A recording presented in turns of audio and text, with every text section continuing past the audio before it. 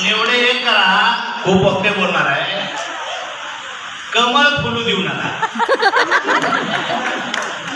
कमळाचं एक वैशिष्ट्य असं आहे की कमळ फुललं की भोंगा घो घो घो करत येऊन कमळात बसतोय आणि भोंगा बसला की कमळ पाकळ्या मिटून घेतलं की त्याचं खतच होते. गेले 10 वर्ष बीजेपीच्या राज्यात आमचं खत झालंय, तुमचं आमचं खत झालंय.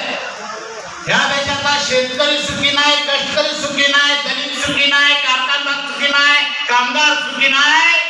10 वर्षात सगळे घटक अस्वस्थ आहेत आणि या सगळ्या घटकांना वाटतंय काही करून बीजेपी मात्र सत्तेतून आउट झालं पाहिजे. याच्यासाठी पैलवानाला या मतदारसंघामध्ये तिकीट दिलंय.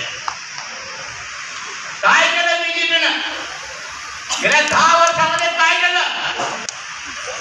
अरे देशाच्या वस्तू कारखाने सरकारच्या मालकीच्या होत्या, कंपन्या सरकारच्या मालकीच्या होत्या, सुविधा सरकारच्या मालकीच्या होत्या.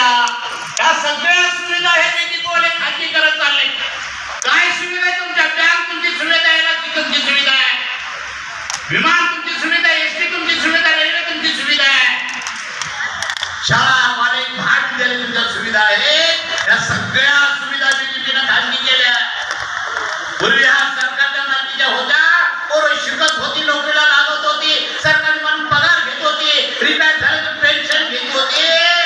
आज सगळ्या ह्या खाजगीकरणामुळे पोरं कामाला लागले तर इंजिनियर झाले.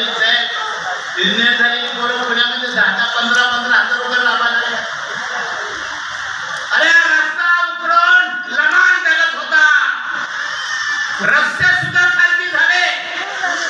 पूर्वी अक्रोळा नाका होता, पोरं अक्रोळा नाकावर कामाला लागत होती, सरकारी म्हणून पगार घेत होते, पेन्शन घेत होती.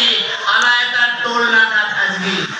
जेव्हा तुमची गाडी अडवल्यानंतर वसुली करणाऱ्याला विचारा, काय नाव पाटील, काय नाव साठे, काय नाव कावळे, शिकलेस किती आहे, शिकलेस किती बी आहे, पगार किती, 5,000 7,000.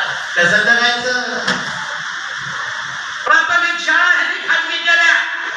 खाजगीकरणामध्ये रिझर्वेशन नाही.